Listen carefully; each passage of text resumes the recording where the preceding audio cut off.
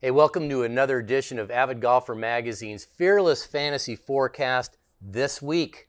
Yeah, it threw me for a loop. Yeah, it's the U.S. Open this week. It's normally around Father's Day. Had to push it out, so we have to reconvene, get everything going. I have to tell you something that happened last week, though. I had Stewart Cink. I had him, and I switched him out. So just shows you, go with your gut reaction. Don't kind of get cute. Don't try and change it. By the way, I'm bearing lead here. Craig is away this week. And in his stead is our executive editor of Avidgolfer Magazine, one Eli Jordan. Obviously, I'm not Craig. I'm not going to say anything. It's not a bad or good thing. Okay, so it's the U.S. Open. Last year's winner, Gary Woodland, not playing real well leading into this tournament. So we are going to pick 3 different teams twice, right? Okay. So I'm going to give you Craig's first. And what Craig did is he went ahead and he took 2 teams. One was based upon all really good drivers of the ball. Not necessarily the most accurate, but just the most strokes gained off the tee. Okay. All right. So he took Jon Rahm. Jon Rahm is a great pick just because he came in 3rd last year. He won an Olympia Fields, which is a tough course, won a Memorial, which is a great course, and I think he's got over his demons. He also picked Rory McIlroy. He hasn't won since 14. You know, Zach Johnson has a more recent major win than Rory McIlroy. Yeah. How about that? He also picked Sergio Garcia, which is interesting because he's kind of had a weird year, but Sungjae Im, fairly consistent. Chez Reavie came in 3rd last year in the U.S. Open, and he also took Ryan Palmer, took him on both teams, value pick, pretty good driver of the golf ball, and has played tough courses pretty well. His other team, these are more value picks. He didn't pick a high guy. He took Daniel Berger, Hideki Matsuyama, who's played pretty well, and I'll give you, because he's on one of my teams too. Tommy Fleetwood has had a real interesting year, but he came in 3rd last week in Europe, and he played a tough course on purpose. So that's a good trend for him. Adam Scott, I have him on a team. He came in 7th last year at the U.S. Open. Louis Oosthuizen, this is an intriguing pick, and I picked him on a team too. Louis Oosthuizen in the last 4 U.S. Opens, 7th, 16th, and 2 23rds. Not bad. It's pretty salty. Yeah, not bad at all. And then he also took Ryan Palmer on the other team. Now, my teams. 2 teams, I took 3 guys on both. Okay. All right. Took Xander Schauffele. Man, he's a tough guy not to take. So in his last 3 U.S. Opens, 3rd, 6th, 5th. And he actually won the Tour Championship last week if Dustin Johnson didn't have the 2-shot lead on everybody, right? I took Patrick Reed. He's just a tough golfer, and he tends to play difficult courses well. In his last 3 U.S. Opens, 32nd, 4th, 13th, and a 10th. Okay, last 4. And he came in 8th in the last 2 events. All right. Finally, I took Terrell Hatton, really good putter.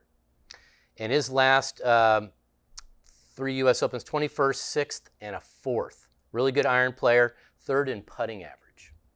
So now my 2 teams. I took Adam Scott, 7th last year. Matthew Fitzpatrick, a 3rd at Memorial, 6th at BMW Olympia Fields. Again, 2 tough courses, and had 2 top 12s in the last 2 U.S. Opens.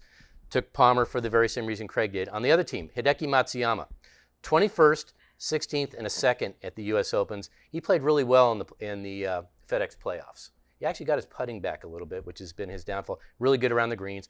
Again, Louis Oosthuizen, 7th, 16th, 23rd. And then I took a value pick, Sebastian Munoz. The reason I took him, he was low in value, and he's finished in the last 3 events, 8th, 8th, and 18th. Not too shabby. Not bad at all. So I went a little different strategy. Similar to what Craig did, I took some guys that are really good drivers of the golf ball for my first team, and then I kind of front-loaded my second team with some of the really expensive guys and kind of back-ended it with some of the lower-value guys. So team 1 for me, I took Justin Thomas, a complete package type player. He's got the length, he's got the irons. Hits arguably, in my opinion, some of the best 3-woods on planet Earth. So a guy that can hit it high, can lay down absolutely, on the green. No question. Plays the cut, which should help. You don't get a lot of run out of the fairways, and so you might not find yourself in the rough quite as much, and That's paramount at a U.S. Just Open. been a little iffy at a U.S. Open for him. A little bit, Yeah. no doubt. But I feel like he's kind of in that spot in his career where he's destined to kind of break through for Sure. one of these big-time major championships. Second player on team when I took Webb Simpson. He already has a U.S. Open. He had a super solid year. He had 8 top 10 finishes. He was also first in birdie average and scoring average looked this at him. year. So Yep. Webb Simpson, a good player. I like Victor Hovland. Finished 12th in his U.S. Open last year in his first U.S. Open at Pebble Beach. Ranks inside the top 25 in strokes gained off the tee and scoring average. And at $8,000, I think that's really good, Pretty good value value, there yeah. for a guy that does hit the ball plenty far enough to contend at a I U.S. looked at Open. him. Yep. Another guy that is a long hitter, Cameron Champ. Now, hasn't been playing as well over the last couple of weeks, but he did have that tie for 10th at the PGA Championship that proves he can compete on a big stage. U.S. Open long hitters can really thrive, and Cameron Champ, the second longest hitter on tour this year behind Bryson DeChambeau. Yep. A little note on him. He has a new caddy, John Wood, who recently left Matt Kuchar. Okay. So it might be good for him. Kevin Kisner is my fifth player on Team 1, ranked 20th on tour this season and scrambling from the rough. Again, Okay. U.S. Open, the rough's going to be up. Way different. He did have the issue, though, where he made some comments about the COVID a couple of weeks Yes, back he and got did. himself into some hot water. Right. So you wonder if maybe that'll have something to do with how he plays And this no week. gallery but we'll members. see. No doubt. And then Brendan Todd, who has had a really good year, 4th in driving accuracy, doesn't hit the ball a long way, but with these tight fairways, again, keeping it out of the rough will be at a premium. Hit 71% of his fairways this year. Huge factor at the U.S. Open, keeping it out of the rough. Team 2, so I front-loaded this team a little bit. I took John Rahm for all the reasons we mentioned. Seems like a guy that's just almost a sure thing to make the weekend. He's had such a great year. Took Xander Schauffele just like you did.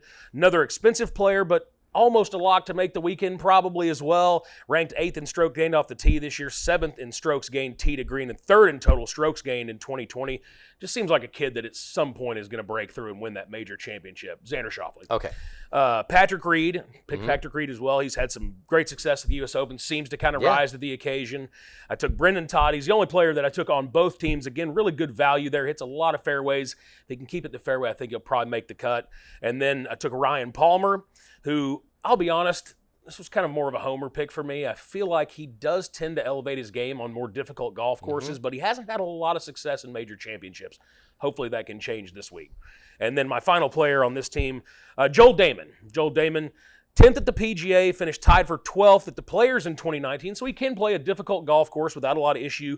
And at $6,400, the price was right after kind of front-loading this team with Rahm and Schauffele and Patrick Reed, so needed a little bit of a cheaper player, and at $6,400 seemed like a decent play. He was a popular pick at the Safeway, and he kind of bombed out. He didn't do very well. So, but he bounces back very nicely. So there you go. Craig's lock of the week, he wants Rory McIlroy, and he says if Rory wins, then Bryson DeChambeau, who's always looking at trends, right?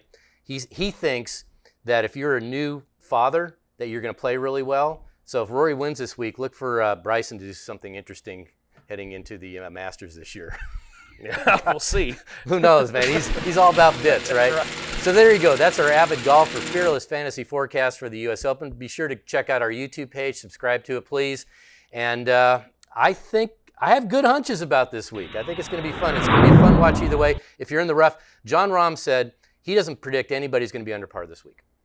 I think that's a safe bet. I think if you saw some of the video we saw from that rough The rough's a yesterday, foot where high. it's a foot high, I mean, it's going to be tough finding golf balls, much less hitting them. So, yeah, it should be interesting. And if my picks bomb, don't email me. This is my first time. So, All right. So there you go. Those are our picks. Bet responsibly. Have some fun, and we'll talk to you next week.